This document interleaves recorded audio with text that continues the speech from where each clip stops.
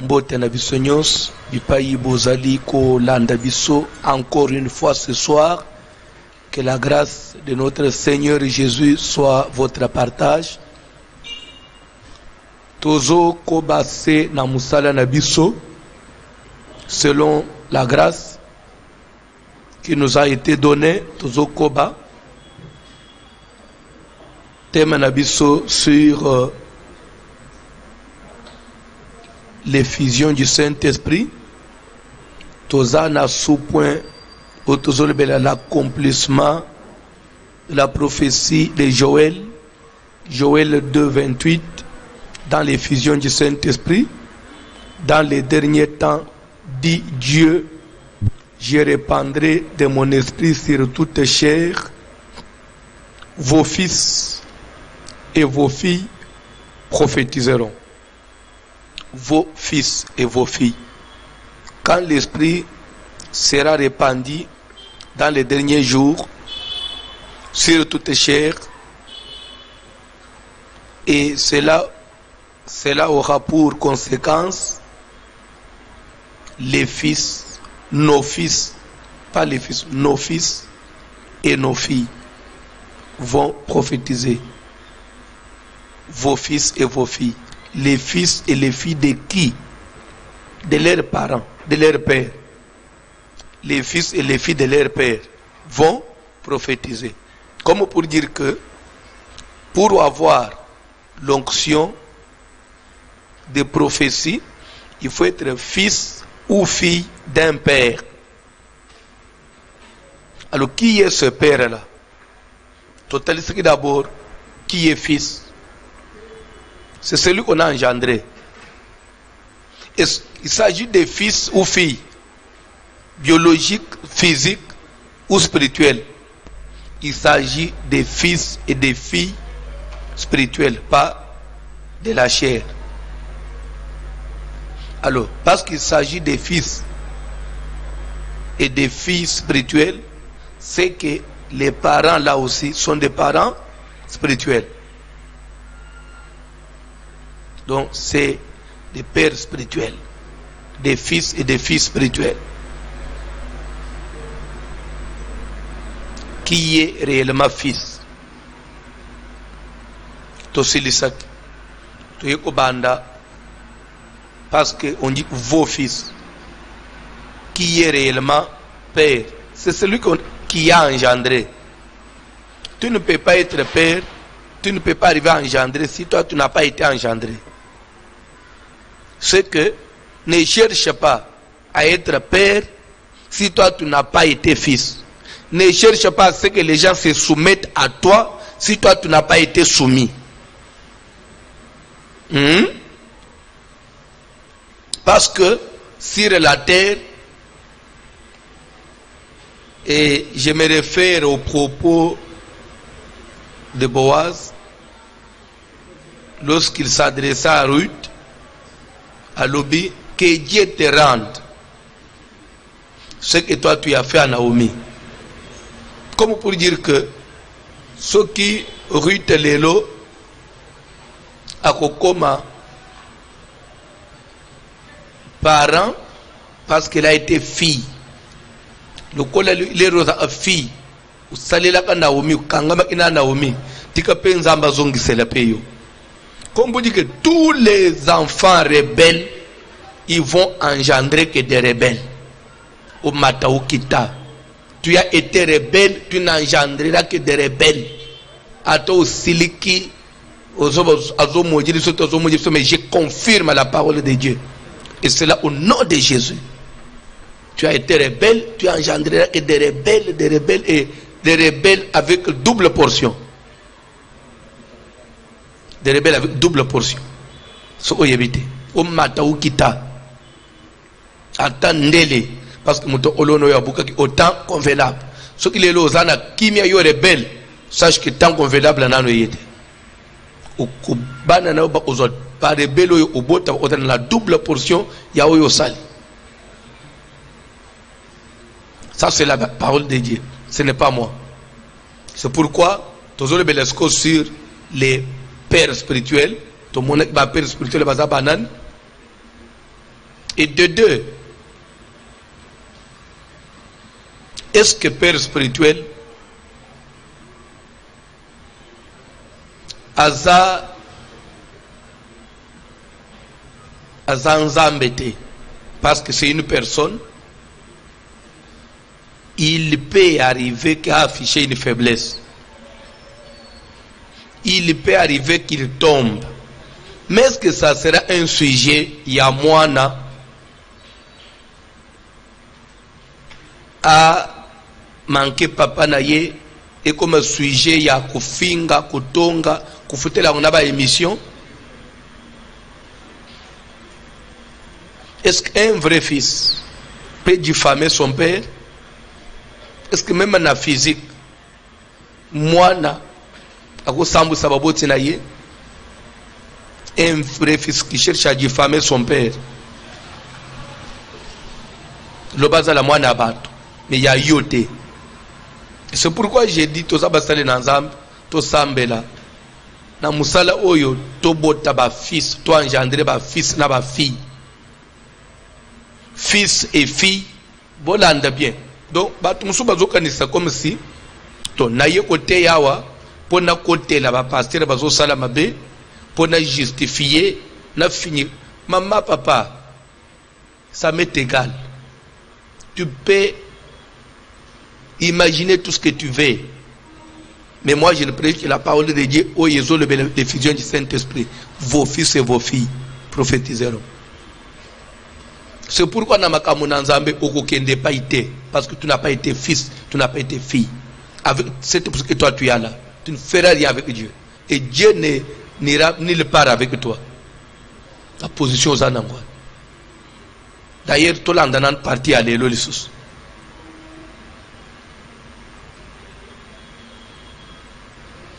Toye Kolbima, au-delà, il y a un père spirituel, il y a des héros dans la foi. Les héros dans la foi. Bazala Apé. C'est-à-dire que héros dans la foi, c'est une personne qui, d'abord, il était père, mais tellement qu'il a excellé dans ce qu'il fait, Dieu l'a mené encore à un rang plus supérieur. C'est-à-dire que Nzamba Kamata Amutumususu, je vous donne un exemple. Quand nous prenons quelqu'un comme Joseph,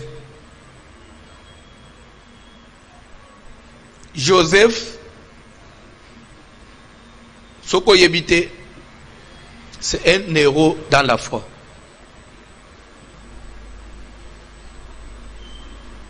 Comment? Tunanga comment on a expliqué. Joseph Azali fils et pas Jacob. Akutana na babitumba nyonso wana te nandeka bateka ye akomi en Égypte. Et partout il passait, il se faisait toujours fils. Même pas ya Potiphar, Joseph était fils. Nyonso ekomela ye afinga te aloba n'importe quoi tanjimana une prison injuste. On lui a imposé vraiment un emprisonnement injuste pe afanji na ye azo sambela kanzamba azo justice na nzambe sala. Lero nzamba zo kotombola Joseph nzo ande na ndoto na ya bomwana. Il rêvait que akorenye likolo ya bande onaye papa na maman na ye ba ko ngumba melaye. Les songes, l'entendez bien, les songes disaient que ça. Mais, tellement que moi, nous tamboli bien en Zambé, à sepeli sinzambe, nzamba matisia, Joseph a eu comme héros, à ceux qui causent la kaka,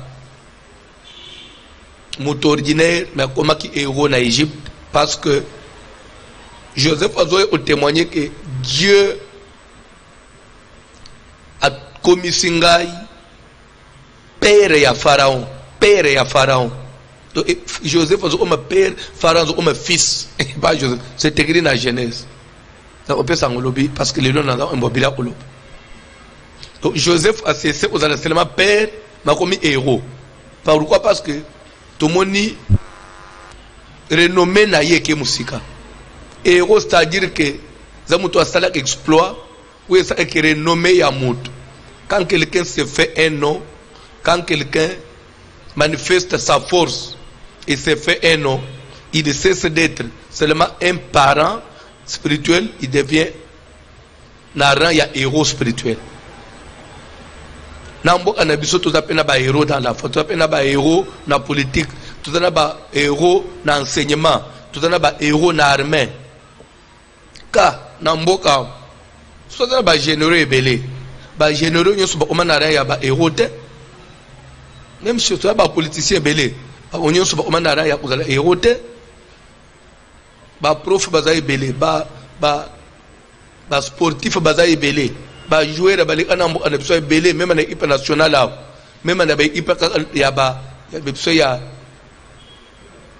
club ya mboka est-ce que bangunyo suba komana no niveau ba héroté basala ba kombo ya uzukuti na mutu azana province yebiyete même na ba équipe ya ba nation mususi ya libanda na niveau ya sport na niveau ya international ba joueur nyoswan baza ba héroté parce que bangunyo suba sala kombo ya ndenge mo ote. Alors peut-être Bible zo le belemena di ko ya héros ndi place to salisi boy. Papa John tangela biso 2e Samuel nzamba sunga lelo na silisa nzamba sunga na silisa na banda pour musus parce que mikolo yangu komimke. 2e livre de Samuel chapitre 1er vous avez dans le 17e verset. Est-ce que nous pouvons téléma s'il vous plaît?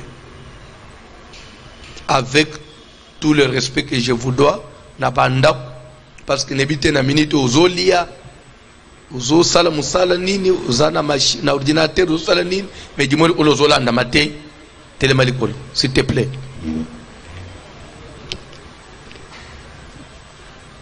Le 2e livre de Samuel, chapitre 1er, à partir du verset 17, nous lisons au nom de Jésus de Nazareth. Voici le cantique funèbre que David composa sur Saül et sur Jonathan, son fils. Botala lolenge ya kolela na loyembo o David alelaki likolo ya Jonathan, likolo ya Saül pe Jonathan mwana ne mobali. Et qu'il ordonna d'enseigner aux enfants de Juda. Pe oya pesaki mitindo ete etangisama na bana nyonso ya Juda tofangi toko bana lecture.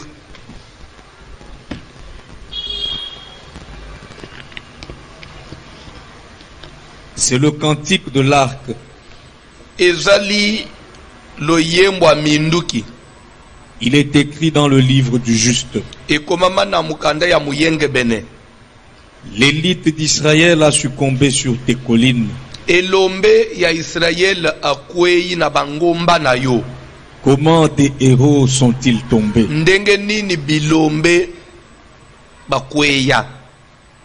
Ne l'annoncez point dans Gad. Papa John, stoppez mon keto bandela, parce que nous avons déjà expliqué. Bandela sur 17. Voici le cantique funèbre que David composa sur Saül et sur Jonathan, son fils. S'il vous plaît, Nathalie Sakijuruana, même les Rosotanga chapitre Banina Ibandel. Na Mukolomoko ana, le même jour là, na Bitumbo et Salamaki entre les Philistins, na Israël. Nanda ya Saül. D'abord, ne parlons pas naba Yuda Musus. Nanda ya Saül. Batu bakufaki ezaka Saül na Jonathan te. Bana ya mibali ya Saül bakufaki 3 le même jour. Plus papa naba. Sans compter bagarde na ye naba Israël Musus. Mais l'ère David azo sala kantika pona kolela. Aleli bana ya Saül nyonso te. Azole la Saül, azole la Jonathan. Pe abengi bango bilombe des héros. Mais pourquoi a ignoré Bamoussous? C'est vrai, Badreki peut bana ya Saoul, mais Bazaki vraiment cité Naran ya ba héroté. C'est ça la différence. Bazaki cité Naran ya ba héroté.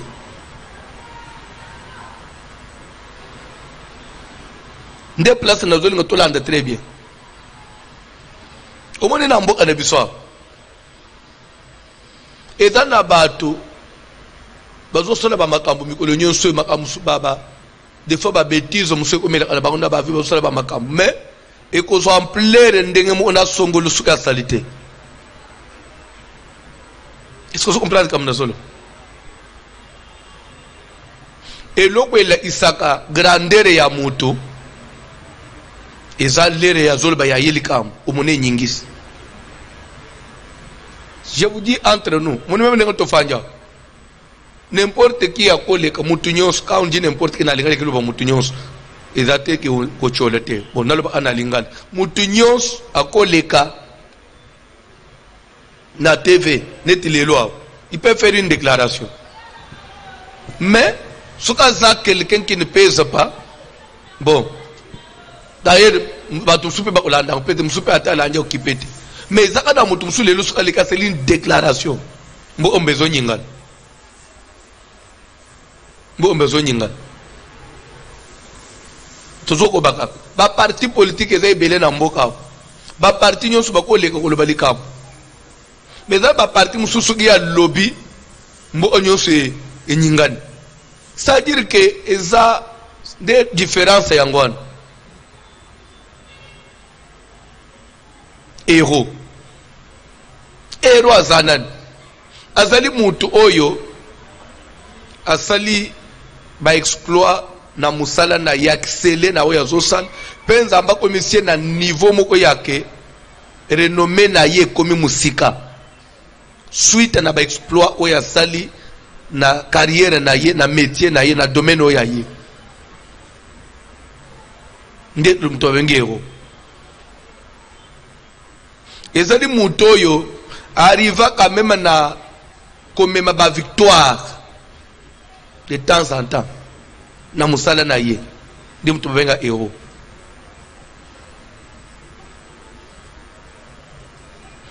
Soko lanji même l'air David azole la Saül okomona comment pourquoi bengi banga basaba héros. Voici les cantiques funèbres que David composa sur Saül et sur Jonathan son fils. Toké papa. Et qu'il ordonna d'enseigner aux enfants de Juda. Quand on dit qu'il ordonna d'enseigner aux enfants de Juda, s'il vous plaît, Bolanda, où est l'enseignement? Mais pourquoi David a dit qu'il ordonna d'enseigner aux enfants d'Israël? Mais pourquoi les enfants d'Israël n'ont pas été? Mais qu'il ordonna d'enseigner aux enfants de Juda. Oh, mais pourquoi pas à tout Israël, seulement aux enfants de Juda? C'est pour qu'on lire les autres dans la Bible. Il faut tenir compte de la Bible au soir. Quand c'était que on a sentiment aux enfants d'Israël, aux enfants de Juda. Pourquoi aux enfants de Juda? Parce que tribu de Juda, dans le bien, et dans une tribu royale. David Yemok, il était de la tribu de Juda. David, lobi, à cause de la paix, héros. Mais il a préféré, quand il va enseigner la tribu Naye, tribu Yabakunz, tribu Yabilombe, tribu Yabahéros. Pourvu qu'un jour, bande on a tribu Yeba. Comment se comporter, comment protéger les héros. Comprendre bien, il faut pas l'enseigner. Tu connais une chose. Héros va battre la cahier. Héros va protéger la cahier. Héros va exposer la cahier.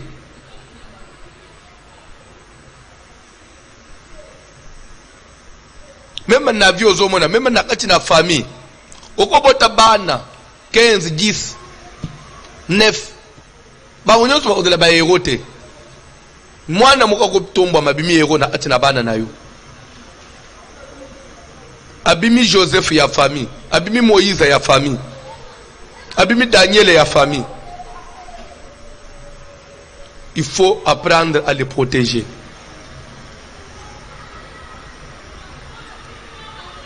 Beaucoup zalete na libota, bozoka mateli solo ya ndeko ya sunga kabino, o ya lesa kabino, o ya bomba bino, bozoka tena una loyenge onjire ya n'importe qui. Non. Parce que chute ya héros et entraîne défaite à Batebele. Rappelez-vous, ba Philistin oy na époque songolo ba apena héros na ba. Kombona za Goliath. Azaka héros ya ba Philistin. Je vous rappelle, les Syriens bazaka na héros na ba. Kombona na man les Syriens. Héros ya ba Syriens azo à lèpre. Mais malade yo ile rekangi héros ya ba Syriens.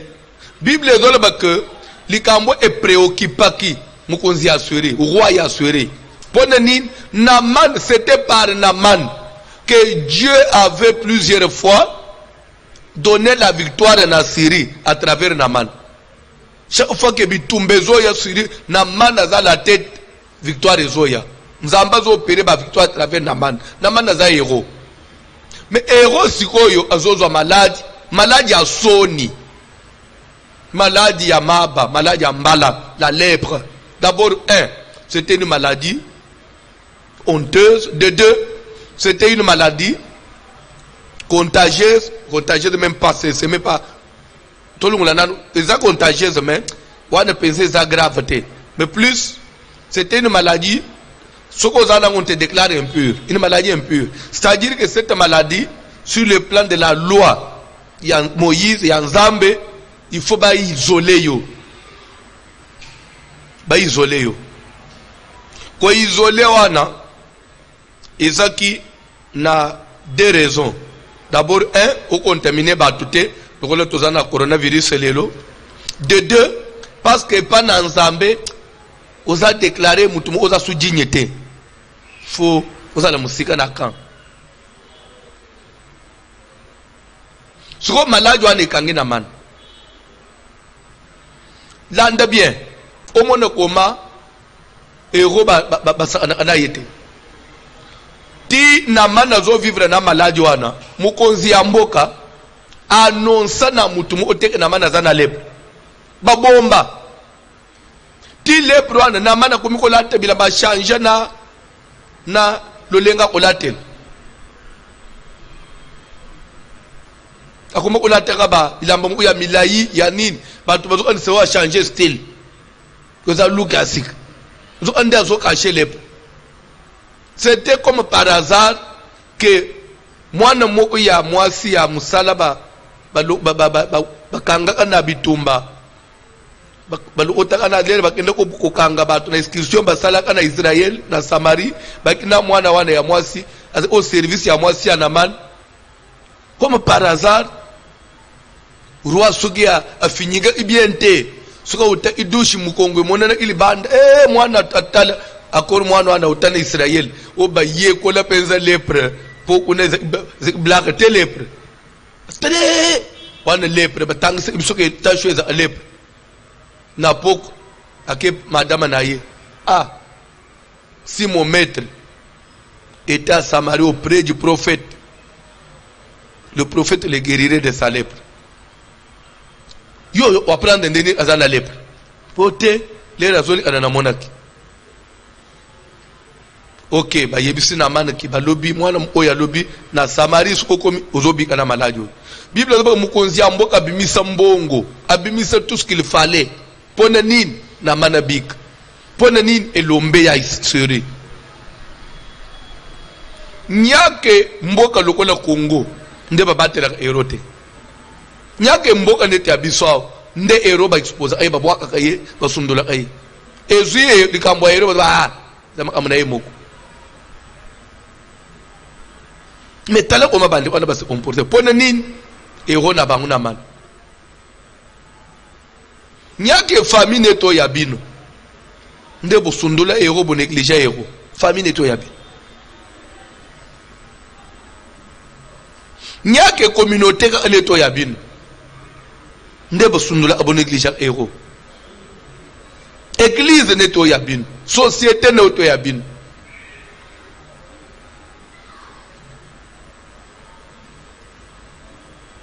Yozo mona mboka neti mboka tofanjao. Mutu neti professeur. Mutu neti maître.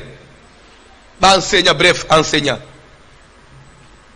Aza mutu bako négliger na nation ba se respecter. Dans une nation où les gens se respectent, un enseignant négligé, mal payé. Oh. Mais enseignant dans salle que mutu soit à la mutu. Aux le chef de l'État, aux la ministre, aux la médecin, aux la pasteur, aux la nalobanan député. Mais pourquoi on a d'abord? C'est pour déposer candidature na yo.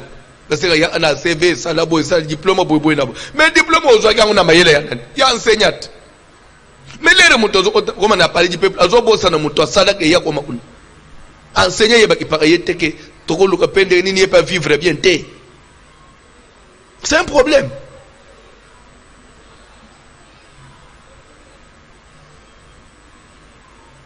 Moutouneti magistrat, moutouneti juge. Baza bato basala que justice règne na mboka.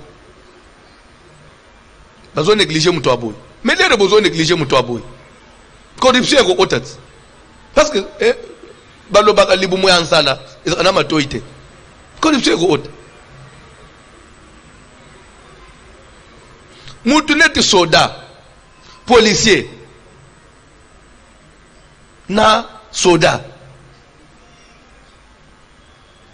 Muto ba négligé ye. Soda weza muto akende ko exposer vie na ye na front. Pono ko batela mboka.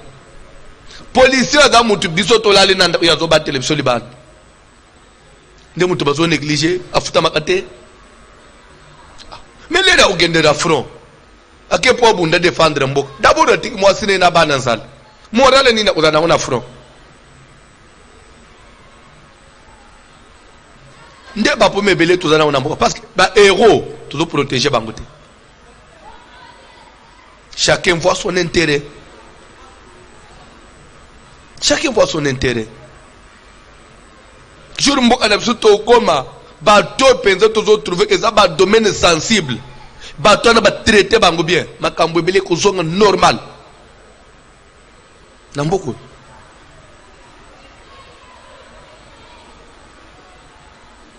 Tout le banano kaka. Enseignant ça bien payé. Ah, ce que moi on a échoué. Oh ya zui. Oh ya échoué oyele teke matisangai. Parce que ni no oyele ye.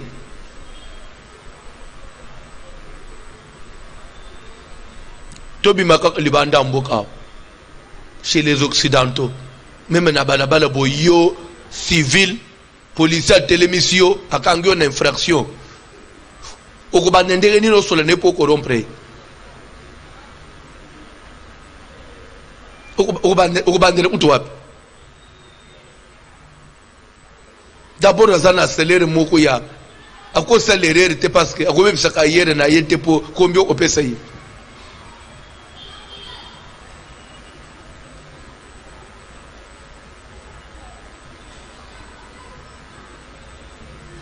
Zamba sunga ndozo mona mboka oya biso balubi na policier soki mutu alati kashinete kanga ye futise ya amende 5000 francs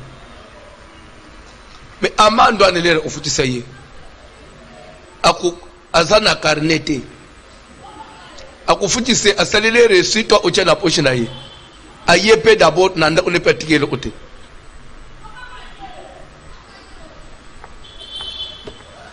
atol bino kufutisa yete kanga ye memaye aki de droit kende ufuta ka so bakangi ngai fo ba memangai na biro kende ufuta 5000 mutoto zo kenda na yo ye mo opazana nzala na bimisusu ko 10000 na pesiye akukomisa ngai kuna to atinga na ke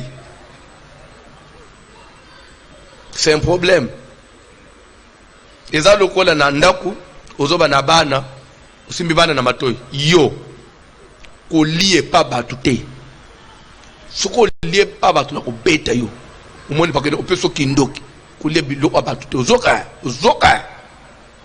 après parent obimi otiki mwana na elo ote pozonga na 21h soko epa batu pe balambi soko chocho balambi chocho de bana mike benga epa de ni chocho mama lambi chocho ebika soso soko epa batu na balambi mwa chocho soko yo babengie fiston ya olia mama lo ba ina de pa batu te mais mutoto mama lo ina de pa batu wan so le batu bazole atelemi pe menya atela na ilongi ama mama lo ina de pa batu te obetanga ya ko lia uzana nzana mama obetanga te obeto te na lia ya olia fiston olia te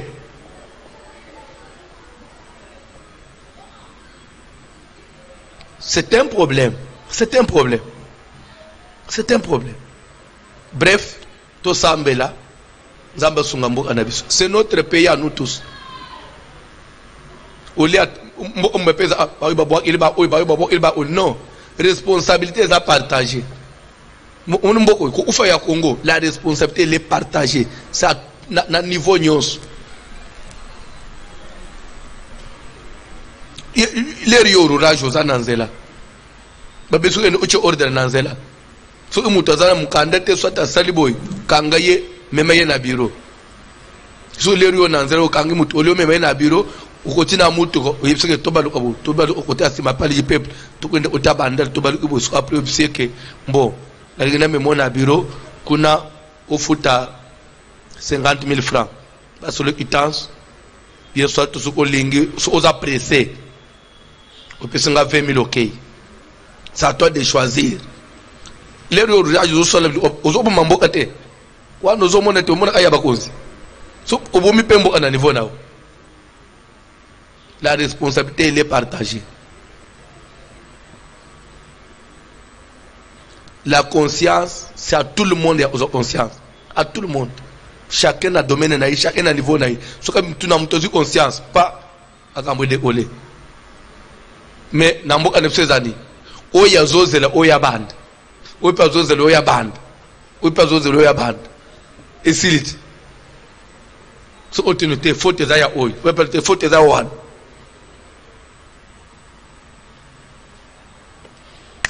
que Dieu bénisse le Congo parce que c'est le Congo des dénominateurs communs notre pays. Ce qui te bengami ba congolais c'est à cause ya Congo.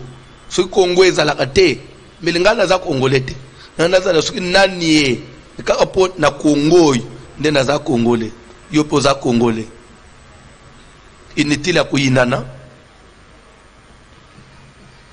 Que Dieu bénisse le Congo. Bref, héros ba protéger aye héros ba batela aye.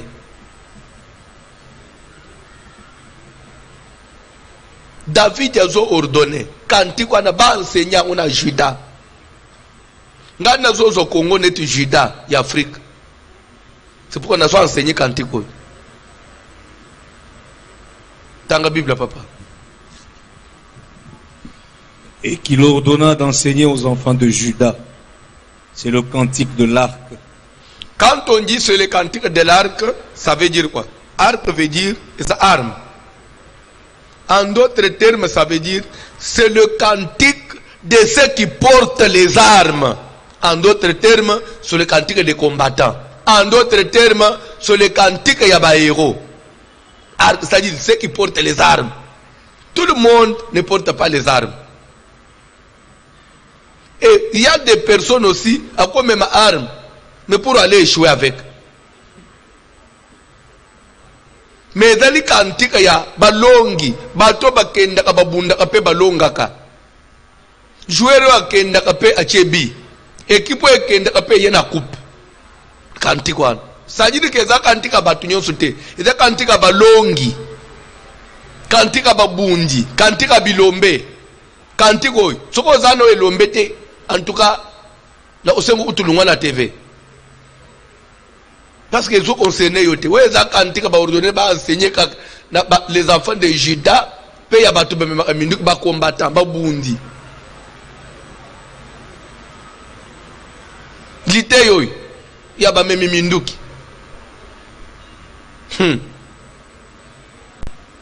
ça antika ba parasite ba peurete tanga Bible papa. C'est le cantique de l'arc. C'est le cantique de l'arc. Il est écrit dans le livre du juste. Yokanan. Et comme mina mukanda ya musantu, ya muyengeben. Mais cantique ni ne bazo comme na mukanda muyengeben. Ya shite ya bilombe. Mais ba mina mukanda ya muyengeben.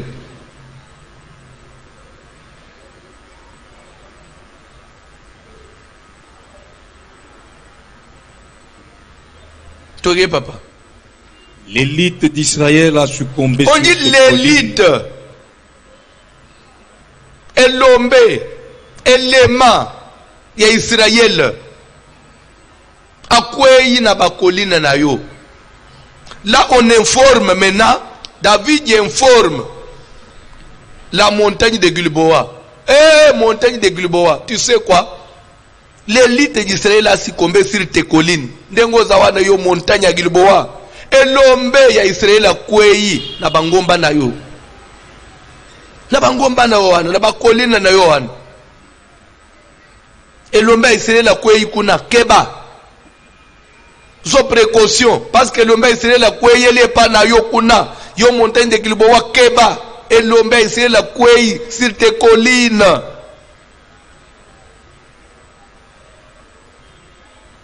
Elombe natali siyoke aza n'importe qui te aza di muto a marka aza muto yo a même ba victoire.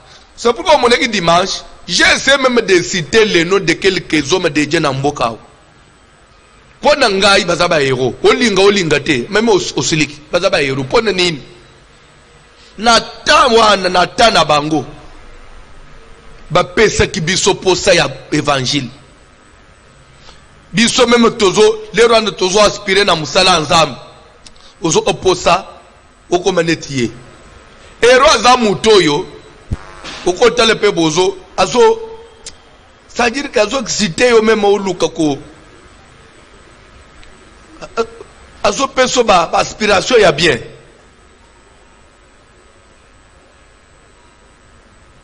Bandeko, entre nous, n'attendez pas de l'homme la perfection sur perfection.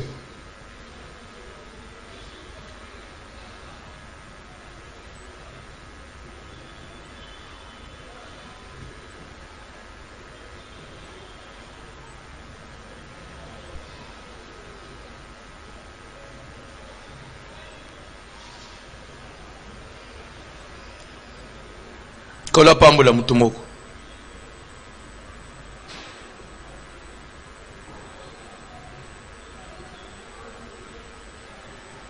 L'élite d'Israël a succombé sur tes collines. Toi, montagne de Gilboa. Toi, papa. Comment des héros yo montagne de Gilboa. Parce que yo nde o monego zalaki. Okoko informer biso. Elombe, bilombe bakweya indenge nini? Esalem indenge nini? Bakweya indenge nini? Parce que ça n'a point d'interrogation à soi. C'est une question. Bilombe bakweya indenge. Pourquoi bazotuna mutuna? Parce que on ne pouvait pas s'attendre à ça. On pouvait s'attendre à tout sauf à la chute ya ba héros. On pouvait s'attendre à tout sauf à leur chute. Et que bakweya. Parce que biso to yebeli bango ya otelema, to yebeli bango bat balongi, to yebeli bango bato ba pesa ko succès, ba pesa ka victoire. Basala ke sengo na biso na domaine na bango ba excella wana. Si c'est un joueur, soka kei to yebi ke équipe nationale ozonga pambate parce que songolo azali elombe azali. Ndo mona ka même période ba compétition ya ba o mona ka même ba débat na banzela. Oh non. Entraîneur à Salah ni mama B. Comment aligner kinani joueur boité? Vraiment non. Ce qui te bête qui bien te parce que check tel il fallait check songolo. Ba débat pourquoi pas discuter au nom ya tel? Parce que ba yebi kaza héros. Ce qui y a ça moi espoir ekozala mumone joueur musuba bache yete bakipate bakipendeke nini oza erote yo nano mona ate même ate na milulu boy parce que pasteur Songolo ozala pour votre information même milulu to sala koy batu musuba ya akapo Songolo ozala siko baka mateyo bache yo fete de jife baby oh to chesko pona nini bodu pona ko sebelisa yo mon frère c'est le côté place au terre wan igolo za ibele fete de jife compétition ba erote c'est bien monté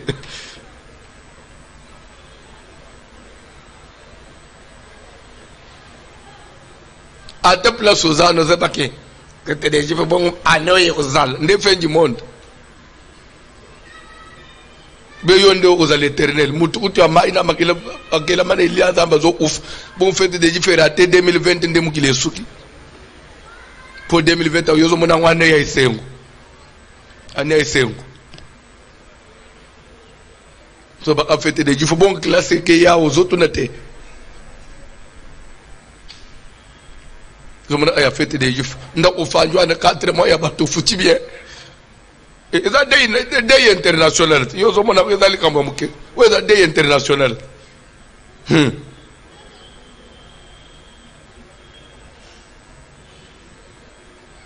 Au début que place président Trump aux États-Unis. Azo sambe le coronavirus c'est en décembre. Comme ça en novembre élection dans l'été. Admettons que corona est kobi beaucoup salani na États-Unis façon zo endwan beaucoup salani akobi masala campagne o asalani constitution ko bebat sakana ko place azani za kolona ngai nzambe vaccin ebi manante sana zalatina 2021 donc bref ce qui veut faire des différences en 2020 en 2021 osal toujours qui maté toujours ça le sala mutute za compétition za musala nzambe nous le faisons dans toute simplicité lumo za nzambe bref le lobby hein euro hein aza mutunyo sote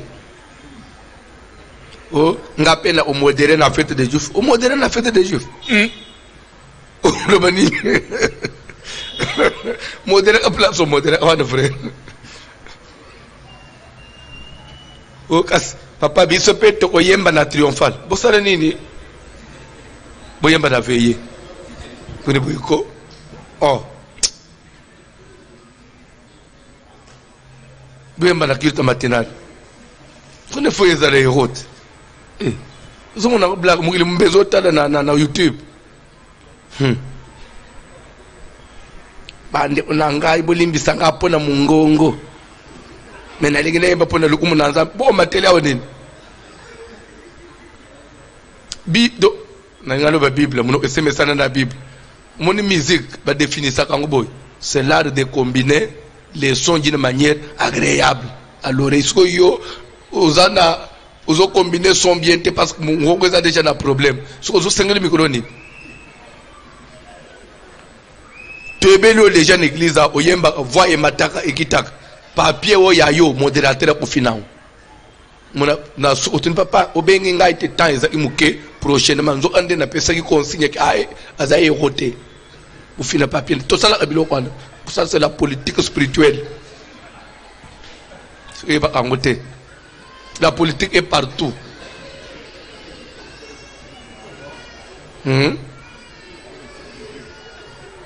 la politique de Dieu.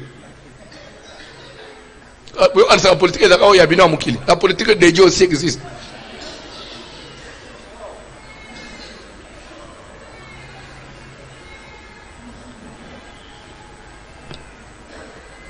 Ah, beta mabo onanda to avancer dit.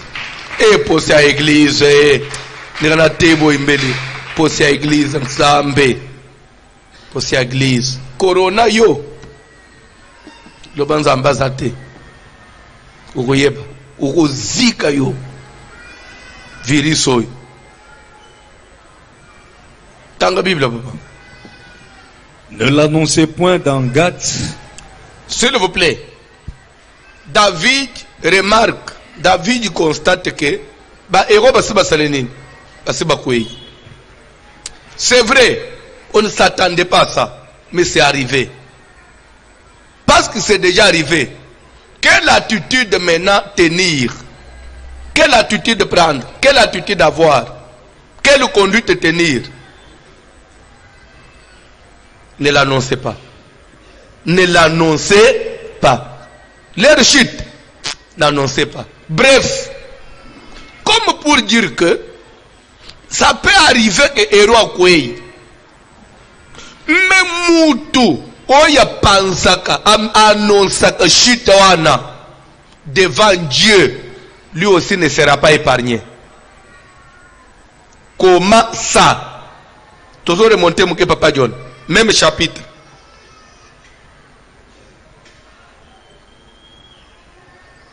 Vous dans le verset 2. Le troisième jour, Landa Matei, mukolo ya misatu, un homme arriva du camp de Saül. Mwana mubali moko auti na bitumba na front côté Saül akendaki.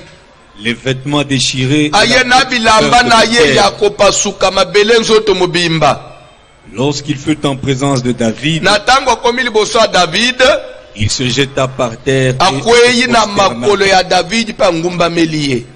David lui dit, David alobi na ye, d'où viens-tu? Papa, bilamba boy, mabele boy na nzoto outi wapi? Et il lui répondit, Ayanoli, je me suis sauvé du camp d'Israël. Eh papa, nakumisa utunzami nengozo monangapo. Nazeki ya kuufa. Kaka na grâce ya nzambe na échappé bomona na komia oboy. Nzambe na yo oyo salela ndabateli ngai. Parce que kuna mobulu. Tanga Bible. David lui dit, David atunie. que s'est-il passé? Nini elekani na bitumba? Dis-moi donc. Yebisa ngai. Et il répondit, Eza na place moko na bosana ki ko expliquer. Pourquoi est-ce que David bazoye ko informer David? Ye David azalaka wapi na tango? Peut-être au mitona mutona. Na moment o David ye azaya kokima azobat abatami pe na mboka mususu ya ba Philistin. Parce que na biso ba Philistin za seng mboka. Azaka na mboka mususu epa ya Kish de place ya batamaka. Parce que Saul o ya kufio aluka pa bu David, de David akendeki exil na ngambo ya ba Philistin batami kote wana. Place o Saul akoko yate. Ndesko soda ya langie kote zana zamba wana. Ake signaler que kotoy terrain tikali vide. Ennemi na yo asale nini? Akufi muto asala ke yo kozala na exil akufi. Pour lui, il croyait apporter une bonne nouvelle. Une nouvelle qui va peut-être arranger David. Mais ne connaissant pas les principes, ne connaissant pas le fonctionnement de Dieu, ebene ya batozo salela nzambe me oyebinde nzambe te ondimeli nzambe me oyebinde nga makamna nzambe tambula ate to weleli ko yana ba église kozwa ba grade me to oyebinde nga nzambe tambula ate. Je vais vous dire quelque chose, ce qui oyebite, s'il y a des gens ba yebaki makambo na nzambe na Bible, eza David. Ce n'est pas un sentiment mutuneti nzambe azotele maloba que David est l'homme selon mon cœur. Quand on dit l'homme selon mon cœur, ça veut dire quoi? Donc muto ya zo sala azo tambula na volonté na ngai wa yebi ongana lingaka. Ah. Mais David yoyo akomi na suka ya vi na ye na kimubange les réseaux ça les remises de reprise na mwana na ye Salomo po Salomo succédé ye wana ya komi ubunda na kufa na makambu nyos liloba moko loba na Salomo na simba. Salomon mon fils connaît l'Éternel. Yeba nzambe. Yeba nzambo yezaneti yake. Et donc connaître Dieu dans un autre sens comme pour dire que croire en Dieu ou soit croire que Dieu existe. Non. Ce n'est pas connaître Dieu comme de croire en Dieu. Non. Parce que Salomon a botama na Israël a yeba nzamba de pas croire en nzambe. Mais connaître l'Éternel c'est-à-dire que yeko la nzambe. yeba makambo nzambe yeba ba principe nzambe soko lingo fanda na ibukunzioyi ukendela kumusika yekola nzambe nzambe za apliske class mama nangai ko sambela epa ba pasteur aminene ko sambela usambela sambela na église ebele lingo lebete ko yebi makambo nzambe papa ko tambula na ba mangomba o chanja lingo lebete ko yebi makambo nzambe makambo nzambe yango tozo yekola ngusko tozo David Saül n'est pas David. Moi je peux dire que c'est un ennemi parce que cet homme voulait à tout prix éliminer David pour nini alinga succéder ngai c'est un adversaire politique.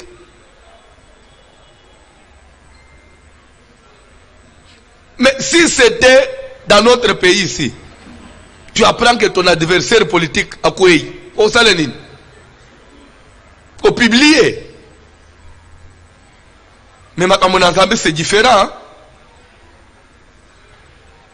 Yozo mona lelo nazana problème na Ishas. Il y a des gens qui m'appellent pour m'agresser na téléphone. Pourquoi aux autres défendre Bouzoba ya ba pasteur? Ah bon? Bouzoba ba pasteur. Ozo bengo munjimie. Nazo défendre Bouzoba ba. Ozo contre Bouzoba ba pasteur. Yabake to sepelaka nayo ko se suyana ba makambo na bangwana te. Ah bon? Tout est la Bible sikoy. David na exil. D'abord ndaku na ye makambo na etikale na Israël.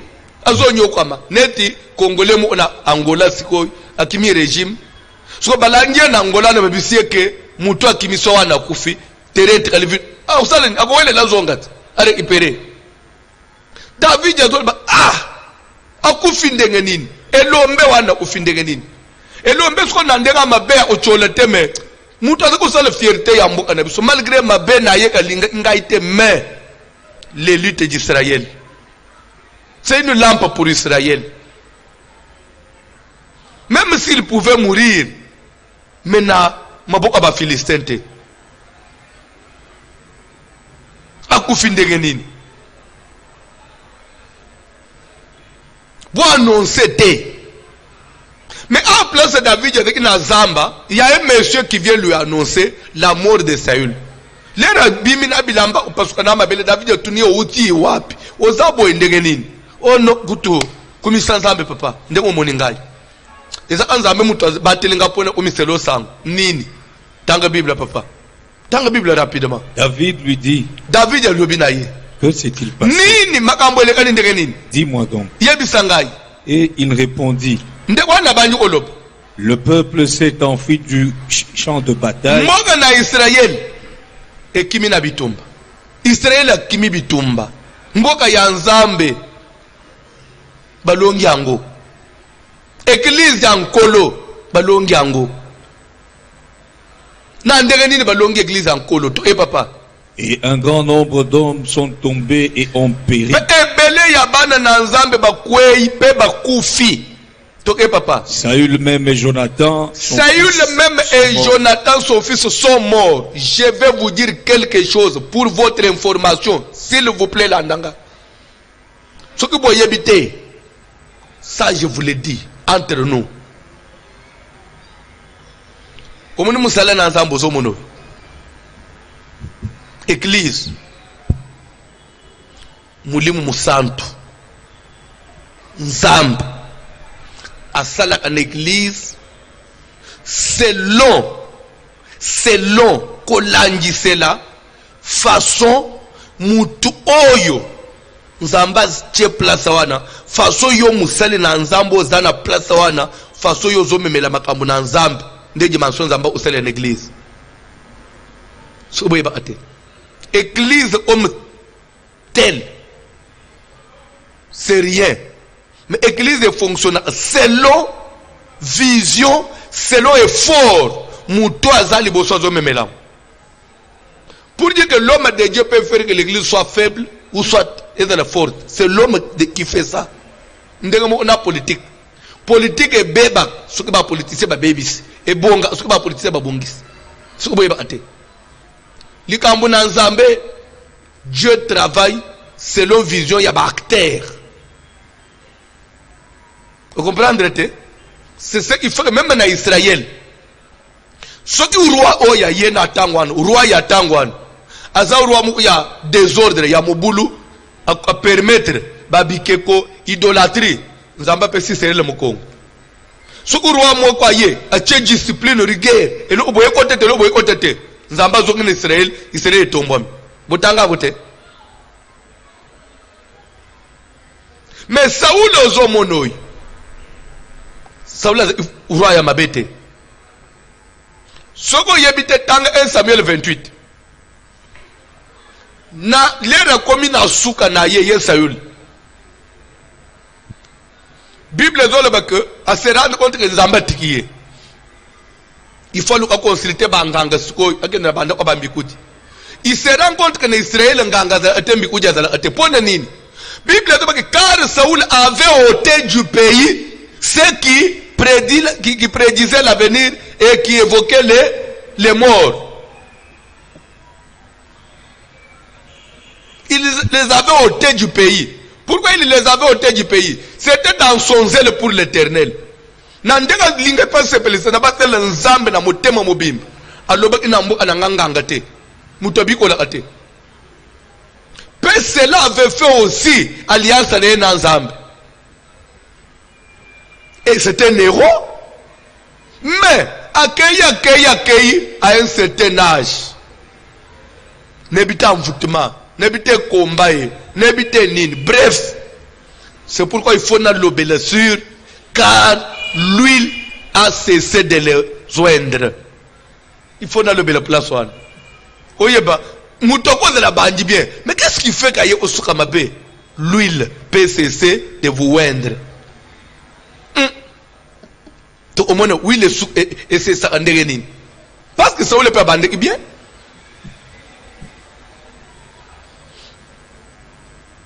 Bien sûr, ce que. Parce que dans la minute, tout le monde le fait, c'est l'imbe pour le faire imbe pour. Babanda a bon côté, maman. Babanda a bon côté, papa. Tant que yo basale, yo n'a no réalisé tant côté. Peut-être que vous réalisez en pété. C'est facile de parler de quelqu'un. Il y a de n'importe quoi. Parce que les Congolais, on est comme ça. Tanga Bible, papa. Bon, on appelle ce livre, moussous. Ah, nous avons aussi ça sous les lotés. Ok. David dit au jeune homme, David, il lui a apporté cette nouvelle. Comment sais-tu que Saül et Jonathan, son fils, sont morts? Bon, Banen Israël va tomber, peu nombre moko ya mingi bakufi. Ça, je n'ai pas encore supporté. Mais tu as ajouté un élément là. Tu as cité Saül et Jonathan. Tu as dit qu'eux aussi sont morts. Ah oui, Sa Majesté, ils sont. Comment sais-tu que Saül et Jonathan? Parce que tu peux parler de tout le monde, mais pas de ceux-là. Pas héros. On peut mettre les solos à Batunion sur moi, Bana. Mais ça m'a solé, c'est réservé. Il y a pas grandeur à Moutou. Vous avez mettre les solos à moi, Namouké. On dit à Mouninga. Yo, même la race, Saül et Jonathan Bakoufi. On y a bien un dengue, Nin. Sous ça, il y a information aux Ouéliwapi. Tant que au Papa John. Et le jeune homme qui lui apportait ces nouvelles. Jeune homme qui lui apportait ces nouvelles. Ce jeune homme, en apportant les nouvelles à David, il avait oublié que dans les cantiques funèbres, il a dit ne l'annoncez pas. N'en publie un peu les nouvelles. Maintenant, toi, tu annonces, tu publies des nouvelles. Dis-moi, comment tu as su que Saül et Jonathan sont morts? Vous allez sur l'information aux hommes. Dans la Bible. Je me trouvais sur la montagne de Gilboa. Petit wana bandi ko décrire, si ko détailler. Na tellement que la montagne de Gilboa. Ah, toi aussi tu étais sur la montagne de Gilboa. Ah bon? Complice avec la montagne de Gilboa. Ok, let's go. Tu étais sur la montagne de Gilboa. Come on. Ok. Et voici, Tala. Saül s'appuyait sur sa lance. Saül s'appuyait sur sa lance. Ah, loba. Et voici, solo. Nasima. Les chars et les cavaliers étaient prêts. bachar na bakavalier ya bafilistin bazoya pembeni na ye tokei beta lisolo. S'étant retourné, Lersko baluki il beta lisolo. Témoigne. Siko lersko baluki tokei. je dis, Nalobi me voici. ngai siko ngayoyo. Et il me dit, Pe alobi na ngai. qui es-tu? Yo siko zanani. Je lui répondis, Nga pe na yebisi je ye. suis Amalécite. Ozata muyuda tena comprendre. Oza Amalécite yango zo beta lisolo avec na bupete nyonso zo se gêner te. Amalécite. Je croyais que tu étais d'Israël. Amalécite. Ce qu'on m'a même dans la vie, un serviteur de Dieu. Yo mwana na bana na ndambe bolanda amona zo ebisabino. Un serviteur de Dieu soi-disant. Azoye pa na mwana na zambe. Azo bete lisolo musali mususu. Sans que se gêner. Asa serviteur ya yo olanda te. Parce que serviteur ya boy, s'il n'est pas mesure ya kobomba sekele ya muninga serviteur. Bon repentance ya yo munjim. Et comme pas moi c'est naïe. C'est un Amalécite. Parce que ndenga na zaboye. Papa Jonathan ndenga zo papa ça ne peut pas arriver. Mon alongula yo. Bon, ata serviteur mokwata ndenga nini. Ata tobebani. Ngai pasteur François, il faut qu'on avance sabat. Voilà ndayete. Lera ya ana kalembelem. D'ailleurs azakolota ba femme de nuit. Lera ya ana kalembelem na délivrance. Kuta loba azane sorceleur inconscient.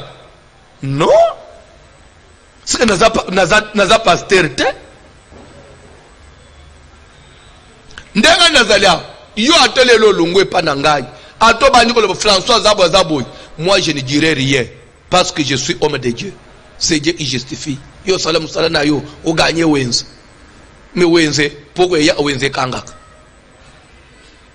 Poko ya wenze kangaka. Yo anske ko beter solo mutu lelo ko beter lobi. Ndeko zala ya yo matei. Oto zana bate musuna isha sawa. Bible yango ya te atete ka via bato. Olanda bango te, ba faux pasteur, ba faux boy, ba faux nde Bible. Nde fête de toutes les nations des disciples. Ozana matete. Matete sil, inspiration sil, zonga genou. Un Amalécite. Amalécite ça. À l'aise. Les rescapés baluki boy. Sur les gars c'est Amalécite. Dans la Bible. La solo basala zambo zo beto njira baninga na yo. Me bato basambelela yo. Bato enjuro benga bakwata la telefone sambela pona ngai. Bato ko basambelela tamwana na yo. Enjuro lande patelite na bango o mettre en pratique pesa basunga yo. Lere mko lande lite mko pesa yo kondima. Tanga Bible papa. Et il dit, Alobi, approche donc alobi na ngai pusana et donne-moi la mort. Bomangai. Car je suis pris de vertige, Vertige le kingai. quoique encore plein de Atana za plein de vie. Je m'approchais de lui La poussane pembeni na et je ye. lui donnais la mort, Pena bomiye. sachant bien qu'il ne Pona ye survivrait bagika pas à sa kobika na défaite. yete. Je vais vous dire une chose. Il y a des gens qui pensent que, ça c'est entre nous, j'ai ce courage là de vous le dire. Il y a des gens qui pensent que, quand un homme arrive à un homme de Dieu, c'est que c'est fini pour lui, c'est fini pour sa carrière. Beaucoup aussi. Beaucoup aussi. Tozana bin. Parce que le monde appartient à Dieu. Tant que Nzamba Sundoli Mutute,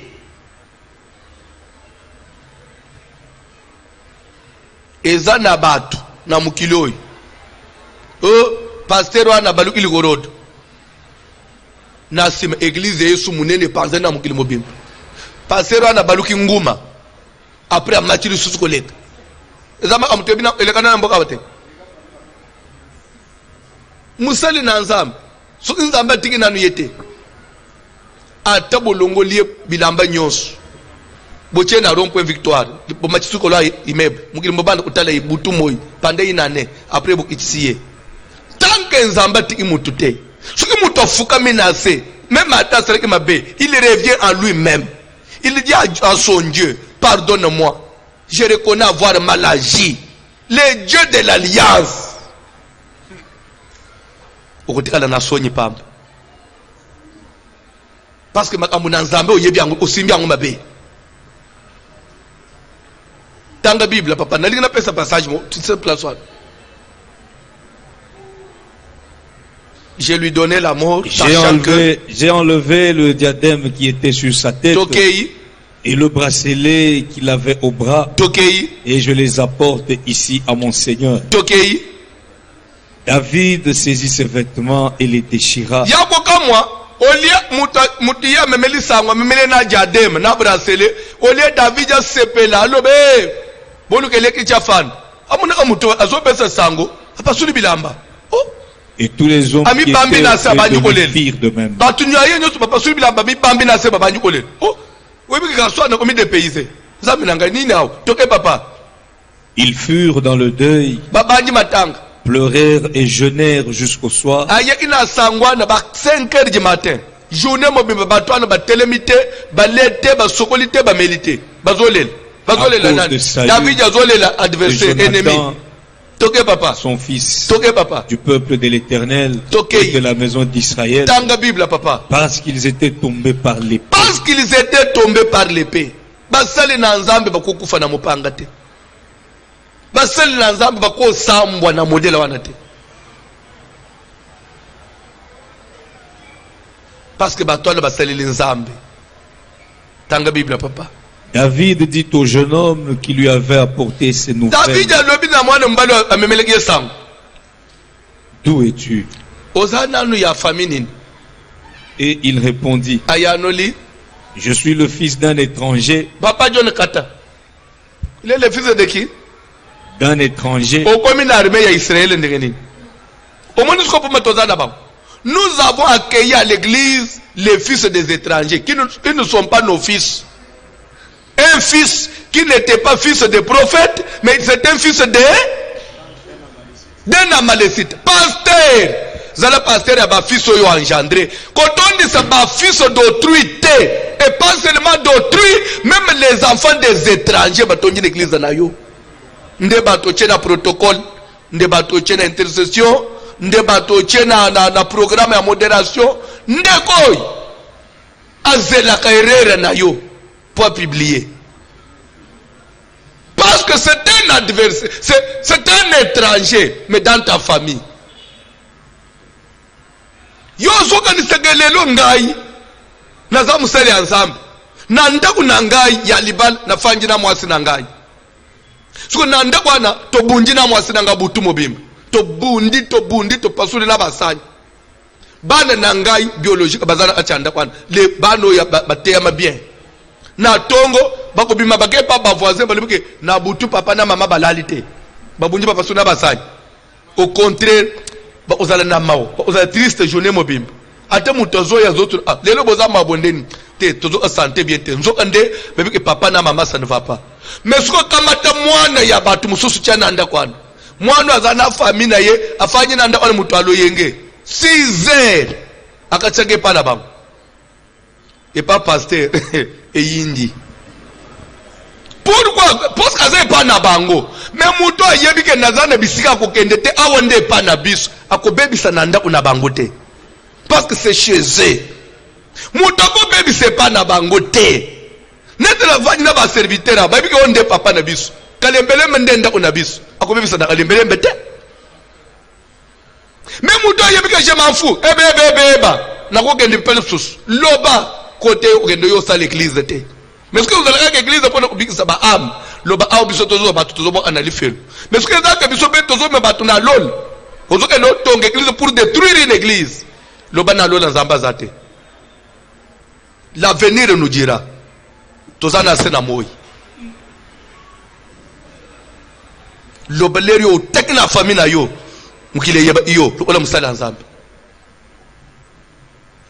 Zomona mwana na nzambo yo fanji l'église.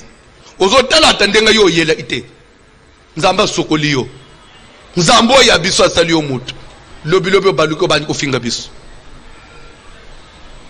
babwake la asoite lobo esokoli yo elongi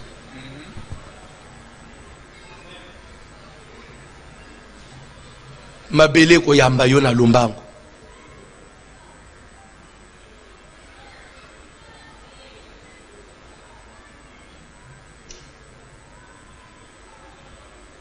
David tuniye. Osa ya wapi? Ye mokupe. Je suis le fils d'un étranger. tu n'es pas notre fils. David, j'ai pensé que tu es le fils d'un étranger. Ton père est un étranger. Et pourtant la Bible n'a pas dit les fils et les filles des étrangers prophétiseront. Vos fils et vos filles. Travaille dans l'œuvre de Dieu avec ceux qui sont tes fils et celles qui sont tes filles. Ils vont avoir une considération pour leur père. Ils ne peuvent pas chercher à piéger leur père. Ils ne chercheront pas à diffamer leur père.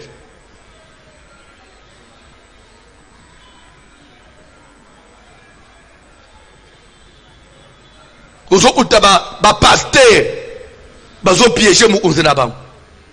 Les serviteurs, ils ont piégé mon cambina bango pour qu'ils aient des preuves. Batambula na on battre na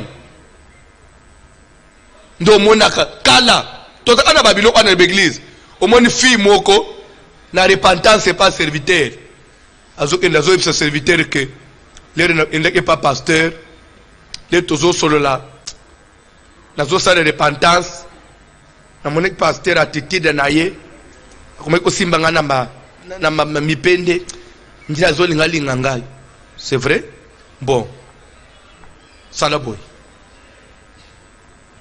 Bando okende minge pana yi. Sugo yebiseke ozoka pass, ozo bel. Umona penza, sugo za penza vraie idée na yi. So abandi olinga yo ndima, saleneti ozo linga. Luka kutuba preuve parce que ndengo zo le bawana makambo ne biso pe toyoka ngo mingi. Mais moi yeto tozo ngisena ndele te poto za ba preuve te. Pour luka net par exemple que ce que vous benga yo, c'était comme il a un message. Vous avez un message. Les mots sont à l'objet boy mo. Le bon. Ce que l'objet a tout à la place boy. Kanga photo. Après, yo serviteur, ne doit prendre na munjime boy. Na yo pe munjime bazo prendre boy. Vous pouvez le faire. Vous pouvez faire tomber l'homme. Vous pouvez avoir des preuves de l'accuser, de le détruire, mais vous n'allez pas détruire Dieu. Vous n'allez pas faire tomber Dieu.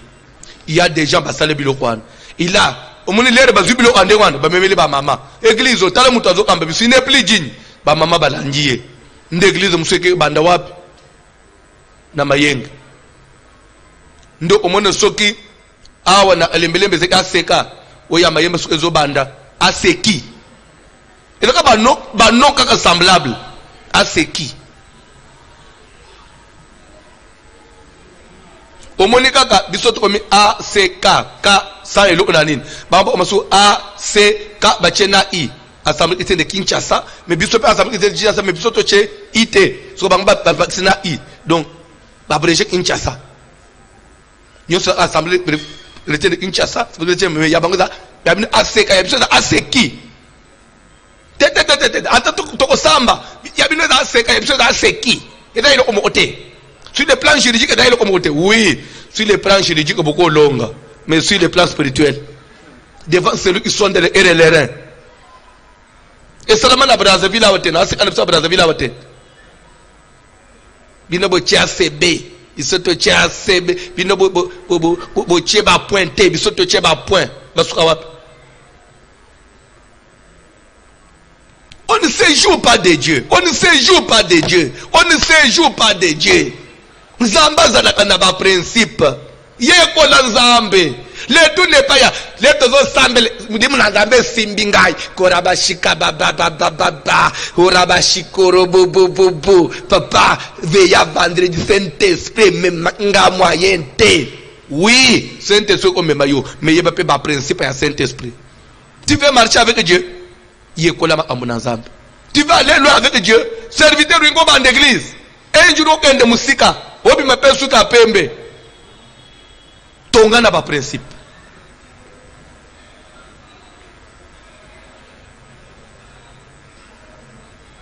Nazo comme na point moko. Comment des héros sont-ils tombés? Quelque part on dit Saoul et Jonathan, amis, aimables. Saoul et Jonathan, balingami pendant leur vie, même Naliwa badre séparé. C'est un enseignement. Elingi kolobanini. Yo mutozo landa est rebelle. Tu te fais ami. Ya mutozo tombo la baparana ye. Tu te fais ami ya mutozo rebelle. Même dans la mort, vous mourrez avec lui. C'est écrit dans la Bible. Yo mutozo appuyer mutozo se rebeller. Yo mutozo pesa garantie na batu tombo na ba père spirituel na bango. Yo mutozo be na bango ba kiti na ba instrument. Soki mongo eleki yo ebele, mu commerçant ya zandu. Mbongo soki eleki yo ebele, kende opesa na orphelinat. Soki mbongo eleki yo ebele na hôpital général, eza na batu bazana pota, bazangikisi. Soki mbongo eleki yo ebele na prison, ba prisonnier bazo la nzala. Ba orphelinat komi ebele na Ishas. Kama tambongo ele usunga batu. Mbongo nezela usoutenir rebellion te ya batu bazo tombokela bakambila bango. Nde yo muto sobela baba instrument, yo nde muto beza baba garantie okotika la maboko pamba, o maudire misala na yo, o bomi commerce, o détruire vie na yo. Si tu l'as déjà fait, cherche les hommes de Dieu, les là. Les là. Toyeba batu na communauté. Basa na ba agence. Basa na ba immeuble. Mais ba soutenir ba rebelle. Ba kufa ba pauvre. Attention. Ne t'alignez pas du côté à ma baie pour faire le mal. Dieu reste dans les principes. Il y a une place, il y a une église, il y a une rébellion. Moutinho sozo linga bande église. Tuna ye nanu. Lero zo bande église. Papa na yo aye na yo te. Tika papa na ya mulimo yo présente ete tozo bande seli là, mama go pesi so place. Mais mutozo ye mo. O yambiye. O lakeli nda unaona bana no mabe.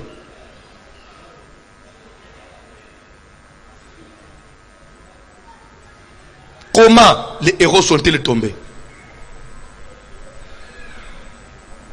Saül et Jonathan. Papa, tangela kanan verset, sauter nan. Lukanan verset, 50e verset. Même chapitre toujours. Aimable. Pardon? 23. Tanganan verset 23. 2 Samuel 2. Saül et Jonathan, aimables et chéris pendant leur vie. Aimables et chéris pendant leur vie. C'est-à-dire que parce que deux. Pourquoi David a évoqué na kolela na ye? Ah! Jonathan, mon frère. Jonathan, tu ne pouvais pas mourir avec Saül. Ponetinanin. Nathan, David a continué à le pango à Saül pour la première fois. Bible Nzambo ya lol. Asimbi motema Jonathan. Et tout. Pour David. Et la Bible dit, Jonathan l'aima comme son cœur. Aima David. Et pour cela, il ne s'est pas limité là. Alungula sentir naye. Appelle ça David. Alungula épée naye. Appelle ça David. Appelle ça David bilo naye. Mantona appelle ça David. Ebisi David. Ayebisi David Jonathan. Na yebike nzamba za nayo. Na yebike un jour papa nanga yo ya ozalate. Yonde ozala mukunzi ya mboko. Kaka, il faut avoir une révélation. Yo prince. Ozo mona teke yonde ko remplacer papa ozo mona mutu mususu. Oui. Ndenge na monele makam. Yonde ozala. Papa na biso ozalate. Alors l'ère yo kozala. Souviens-toi de moi. Et depuis jour wana, Jonathan a donné une moutoy. Ce qui Saoul a zo sala plan combat détruire David. Jonathan a zo kimisa David. A zo signaler. Mais le coup de mouton kotika le moutou sentiment et salaka. Un jour Jonathan lâche David. Il va rentrer dans le camp de son père. Sentiment yao muntu wako etu toloba amunoko moko tochi village moko. Na makamuna nzambe zala. Talelo ele Jonathan. Nde Jonathan elenge azuke ndo kufa na Saül. David ya lele alobi, Jonathan mon frère. Jonathan et Saül aimables et chéris pendant leur vie dans la Bible. N'ont point été séparés dans leur mort. Si tu t'attaches à quelqu'un qui va mourir tu es sous malédiction. Parce qu'il a été rebelle, tu mourras avec lui. Si tu te fais ami de ceux qui insultent les hommes de Dieu, qui distribuent des vidéos, ta maison sera frappée par Dieu. Ta maison séchera. Ta maison va sécher. Parce que Dieu reste dans ses principes.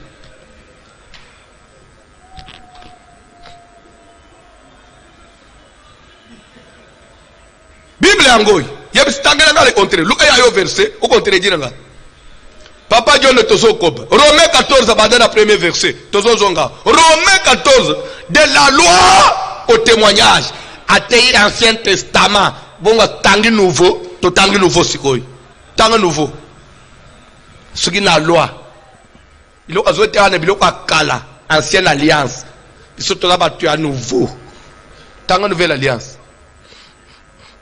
Romains 14, tangi bilo papa. Nini oh. La première verset, oh.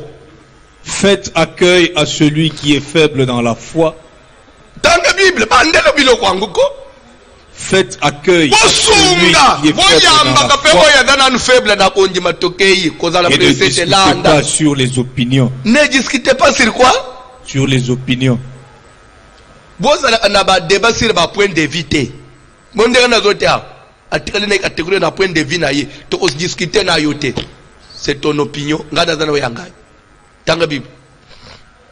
Tel croit pouvoir manger de tout. Tel autre qui est faible ne mange que des légumes.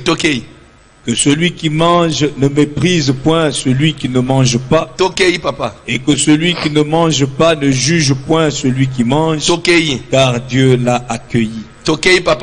Qui es-tu? Verset 4. Verset 4. Tanga una français facile. Qui es-tu, toi qui juges un serviteur d'autrui? Bandela. Qui es-tu, toi qui juges un serviteur d'autrui?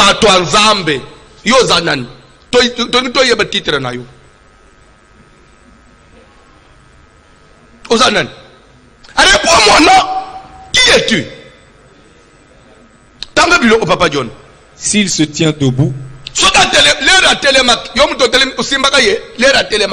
ou s'il tombe, cela regarde son maître.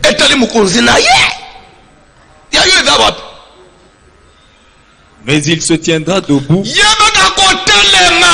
car le Seigneur a le pouvoir de la famille.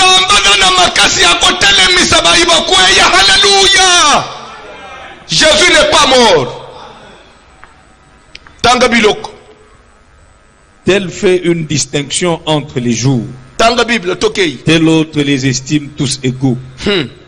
Que chacun ait en son esprit une pleine conviction. Celui qui distingue entre les jours agit ainsi pour le Seigneur. Celui qui mange, c'est pour le Seigneur qu'il mange, car il rend grâce à Dieu. Celui qui ne mange pas, c'est pour le Seigneur qu'il ne mange pas, et il rend grâce à Dieu. En effet, nul de nous ne vit pour lui-même. Et nul ne meurt pour lui-même. Car si nous vivons pour le Seigneur. Et si nous mourons pour le Seigneur. Soit donc que nous vivions, soit que nous mourions, nous sommes au Seigneur. Car Christ est mort et il a vécu.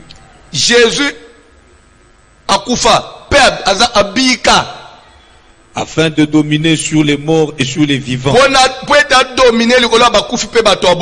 Mais toi, pourquoi juges-tu ton frère?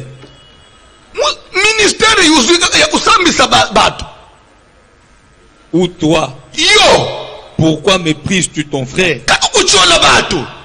Puisque nous comparaîtrons tous devant le tribunal de Dieu. Car il est écrit, je suis vivant, dit le Seigneur, le Seigneur des armées. Tout genou fléchira devant moi, et toute langue donnera gloire. Ainsi chacun de nous rendra compte à Dieu pour lui-même. chacun de nous rendra compte à Dieu pour lui-même. Il faut soit ensemble. Et tonton Ambroise. Olungwa kuna makamuna nzambe utike kusambele pone nini. Basala nzambe babetse ngama baku. Comportement ngeza kibiente. Bango mutu bazote ya biso babongwa na te. So na bana kina usala nini l'église. Yango na sambela ite. Nzamba lui a tu as raison. Tu as raison. Gabriel, côté Ambroise na lone.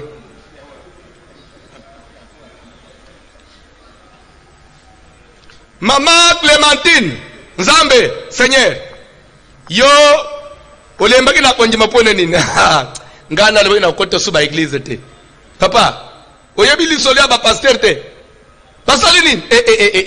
Ba tu yote ndeki ba te biso na ishasa. Ba venturier. Tena taliba venturier lebe. Église za mutema mutu. Ah, maman Clémentine, tu as raison. Si tu vas pasteur congolais, non, bazaki mabe. Ange Gabriel, akota na lone. Bible ngaba ke liboso na Nzambe. Muto ko samba pona muninga te.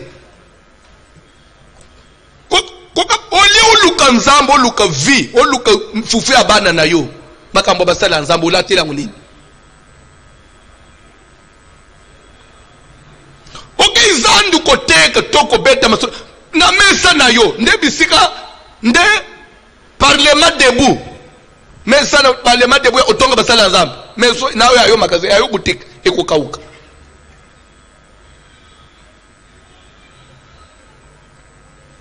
misiko zo lamba mikate nde bisika ba ya kufanda babeta masala basala Nzambe salon na yo nde bisika bo ya kosala ba partage Musantu mbala misato azanga lidodo tanga bilo o papa John. Ne nous jugeons donc plus les uns les autres. Bandele verset wana. Ne nous jugeons donc plus les uns papa les John, autres. bandele verset wana. Ne nous jugeons donc plus papa les uns John, les autres. même 5 fois. Ne nous jugeons donc plus les uns les autres. Zamba boy. Tous nous salaka ya misambi saka biso ba moko na basusu te. Tanga Bible. Mais pensez plutôt à ne rien faire qui soit pour votre frère une occasion de chute ou une occasion de chute. Au contraire, bunda. Quand la ubet saka muninga no lipa ute.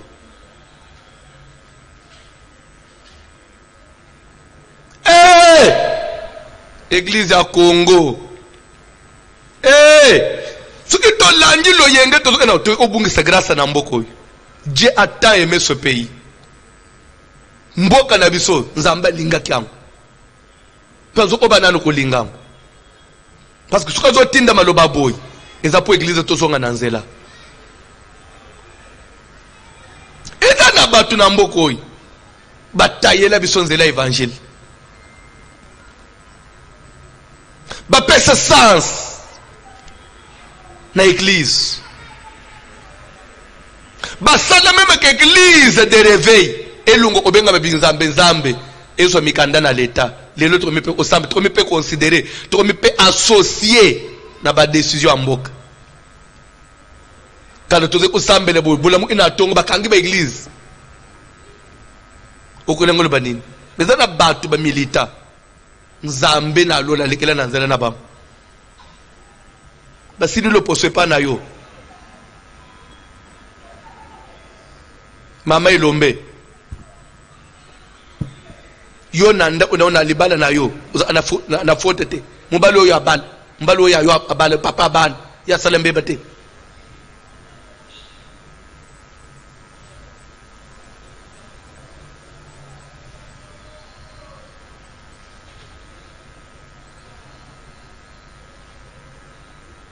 omoni na église tozakana mama moko chaque dimanche soka prière ici omoni azozela ngai eza kala penza azena biro na ngai papa fungula miso papa biso awo toyela ensemble ba protocole légèreté papa moni protocole wana jipala te ki kangi na nzoto boité. Ben protocole yo je prenais là. Dimanche prochain, papa. Na yebse oli kambo dimanche. Talo wan, je pas là. Mukuse. Dimanche prochain, papa. Sote bon. Ngape na zolanda kana zokangela bana bato. Bon, ezaki ba bete bon. Mona ko normal. Un jour nous mulimu santo salika tinanga. Après tu oh maman. Obota. Ah papa, na bota te. Pas na bonne. Ah, Nzambe no apesanga 9 azwa 2. Et bien Nzambe na nga peso 9 azwa 2. OK. Ça pour mettre toi avancer. Donc là il a il est azwa 2. Au début ça y est to simbisa qui après na tunier. C'est au batikali ya base to amibal. Te Nzambe pesanga mibali 3. Nde baza ya liboso onyo so batikali na C basi baza 4. Na tu oh baza na jini ya suka za na jini oya suka ba 15 ans mususi 17 mususi 19 mususi 21 babala ate papa Nzambe na pesi chance babala te basambela kawapi papa ndeli kambo musupe na luka tosola na yangwana bana na balingi prière te balingi prière kuto ya suka wana ya kenza wana papa na ngai akima kandako mama bana no balingi prière te so sala kanini papa na ngai na usala nini bana ya lelo tobota abana tobota amitema te mama bawo ya yo ba ya kawote bawo ya baninga o kame Nzamba meme na église to kende pe mali Nzamba sunga ba ndio zakaka jipe sali boy na banza na pesi message na répondre o comprendre matin na ngate na répondre na pesi o message et puis mama jour bana no ba ko na église ndo bana o pesa ngala pura bana baninga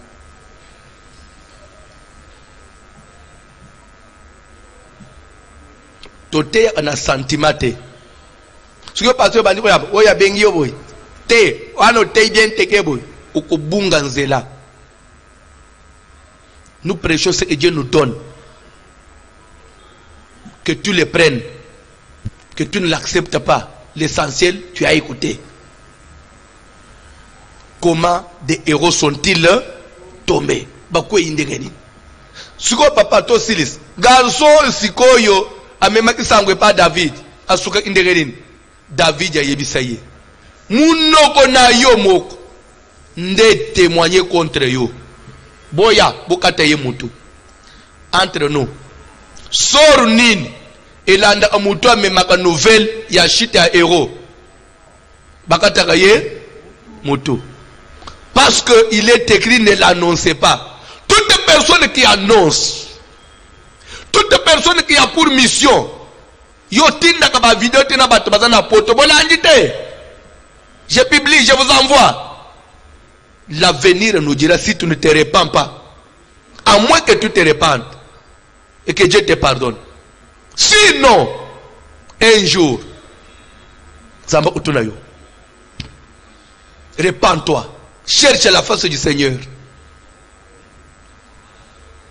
Basali baza basali ensemble. Ce sont des hommes avec l'eau et le sang. Tozo yebate à cause de la funguli porte wap. Peut-être lui il avait cessé de le oindre. Peut-être lui il avait cessé de le oindre. Il peut tomber parce que lui il a cessé de le oindre. Est-ce que ça devient un problème chez toi? Ah, demain, je vais commencer maintenant sur l'huile a cessé de les oindre. Ça veut dire quoi, Papa John? Comment l'huile peut cesser de oindre un héros? Peut le bien qu'il y a l'huile. Bayemi cantique. Que Dieu bénisse sa parole.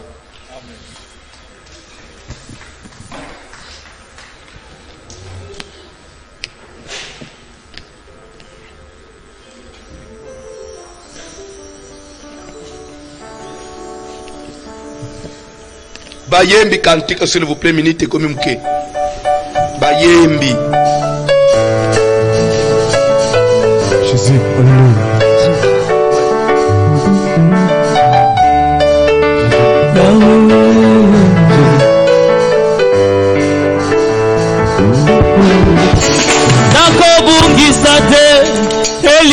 nangai nazozela yo, oh nazozela yo. Nakobungisa te elika nangai nazozela yo, oh Yesu nakobungisa te elika nangai nazozela yo, oh nazozela yo, nakobungisa te elika nangai nazozela yo, oh nazozela yo. Kolo na bilembo, Masia na bilembo, kolo na bilembo, oh kolo na bilembo, Masia na bilembo, kolo na bilembo, oh kolo na bilembo, Masia na bilembo, kolo na bilembo, Yesu kolo na bilembo, Masia na bilembo, kolo na bilembo, hey kolo na bilembo, Masia na bilembo, kolo na bilembo, hey kolo na bilembo, Masia na bilembo, kolo na bilembo.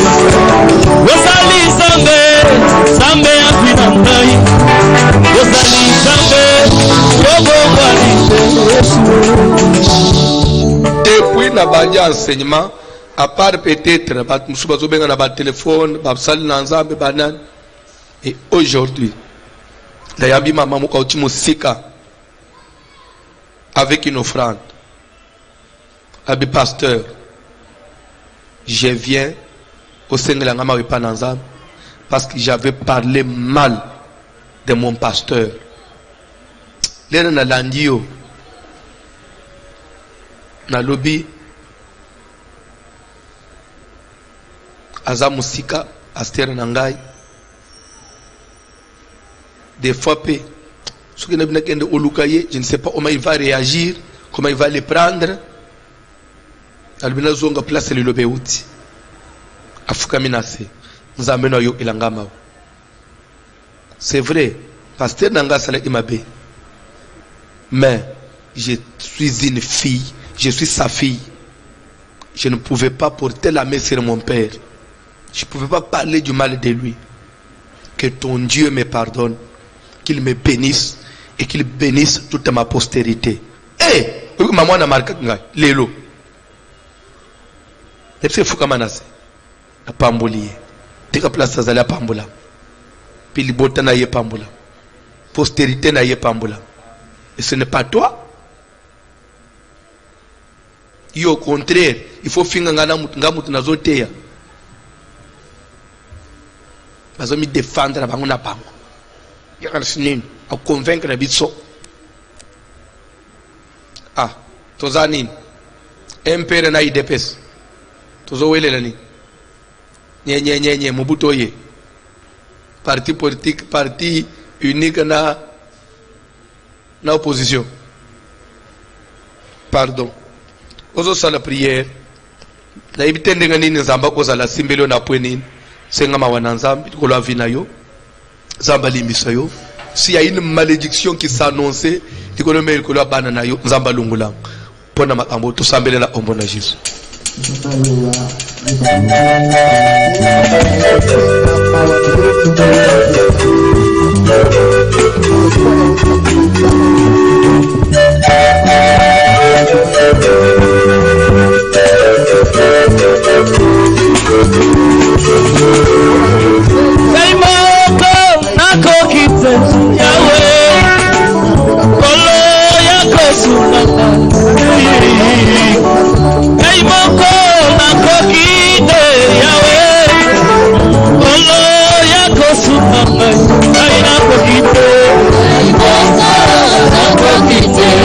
Yeah.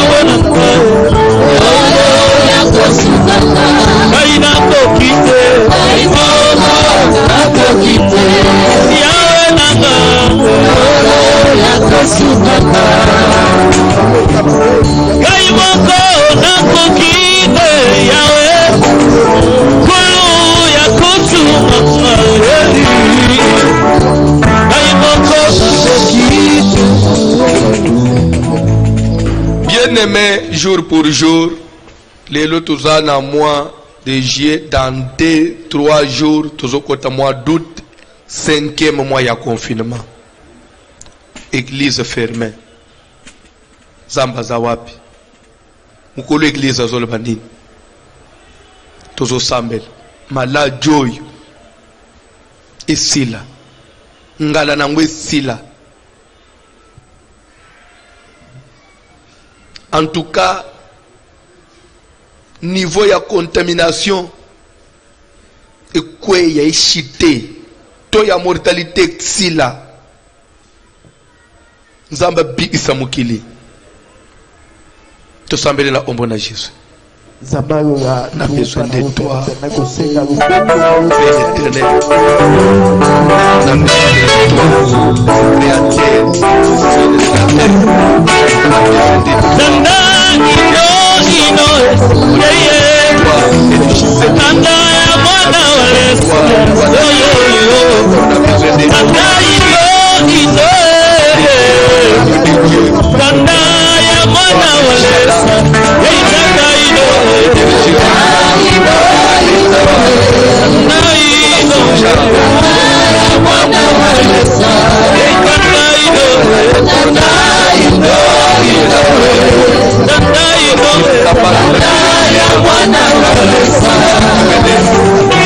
Santana mokilo ya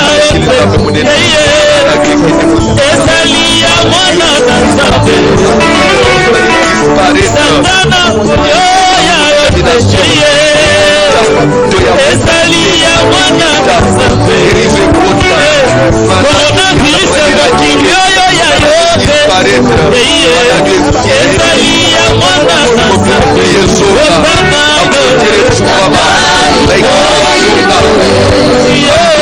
Normal.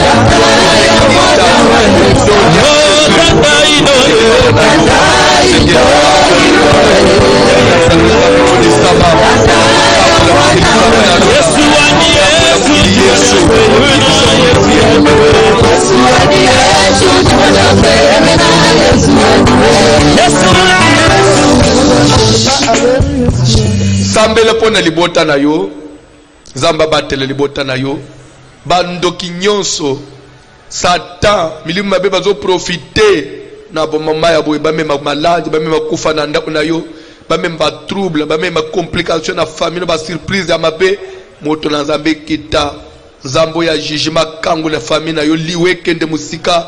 A piège nous sommes les de musique tout semble la ombre de Jésus dans le nom puissant de Jésus même du monde dans la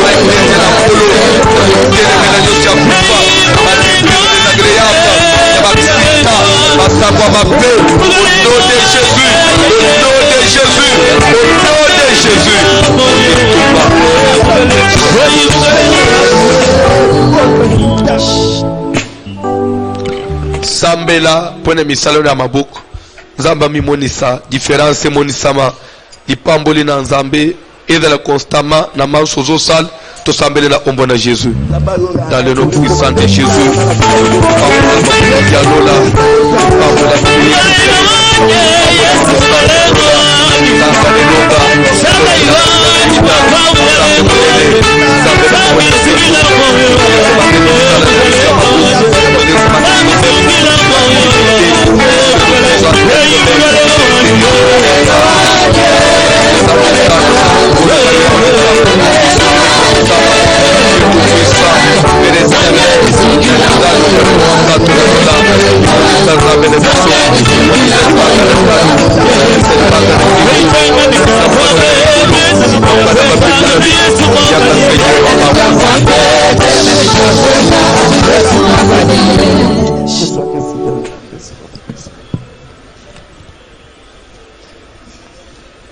offrande.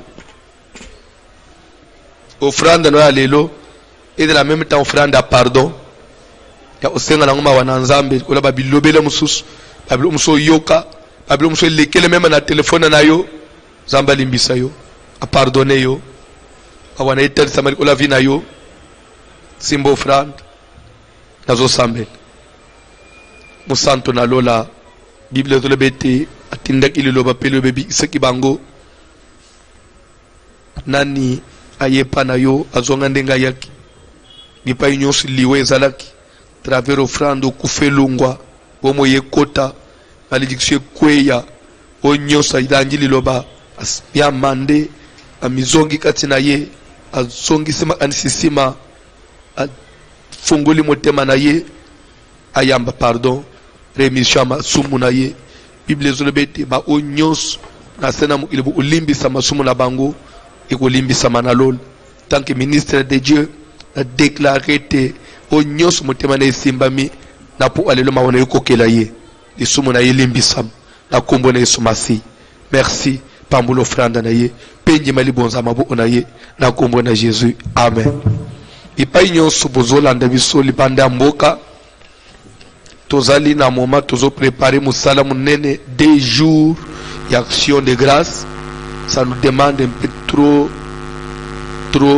pourquoi tu sengi su nzamba ko simba motema na usunga même libanda même na Kinshasa vraiment offrande ozala bienvenue obengi biso bande walibanda mboka topesi yo kombo par lequel le kotinda s'assoit Manigram, Western Union, Manitrans, Ria topesi yo kombo tindi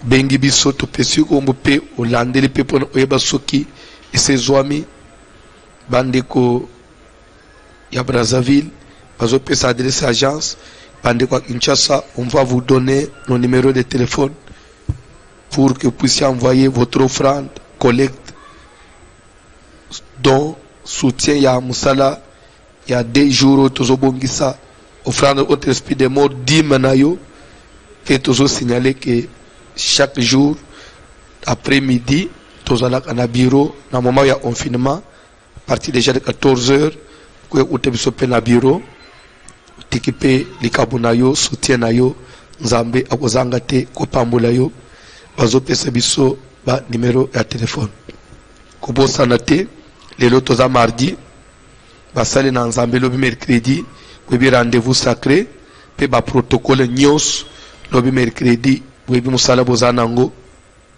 ya usula bakiti kobongisa parce que bientôt là ezali reprise à culte a protocole nyos communiquer pe na musope basali na nzambe webi rendez-vous sacré toza anango chaque mercredi na butu denga to utana apona ko yebisa nzambe maloba likolo ya église na ye mukumba apesa biso pe vendredi grande veillée.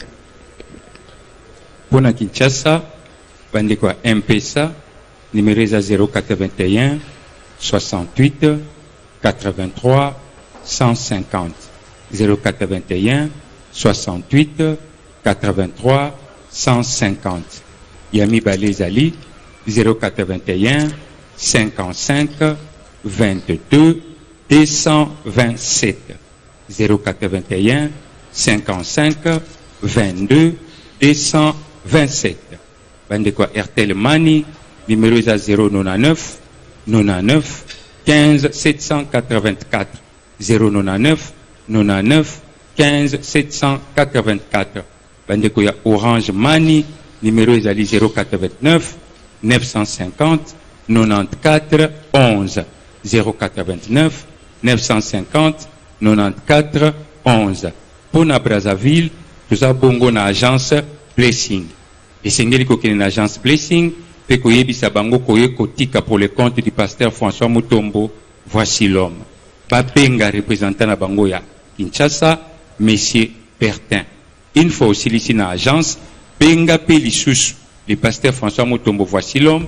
Koyebisa yeke aussi au tiki. Agence Blessing Ezana Poto, précisément dans Rive Foi, en face il y a Club Palacio. Agence Blessing ezana Wenze à côté ya Zando. Agence Blessing ezana Kintele ezana Shop 45 pe ezana Mongali. Na Mongali ezabongo bisika mibale ezali na Beaux-Parents 31 rue Kouyou pe ezali na rue Lénine. Numéro de contact na bango ezali 05 356 82 39 05 356 82 39. Yami Balé ezali 06 70 06 199 06 70 06 199. Ezala dîme, ezala engagement, action de grâce, vœux, prémices, même offrande contre esprit de mort. Pour nabiso bata Kinshasa, to tindi na téléphone. Pour na bande kwa Brazzaville, to kikotika na agence Blessing, Nzambe ya voici l'homme, akozanga te kopambola biso na misala na biso. Kolo apambola biso nyonso kobosana te ke lelo na minuit to ozana prière na babuki biki de minuit à 1 heure.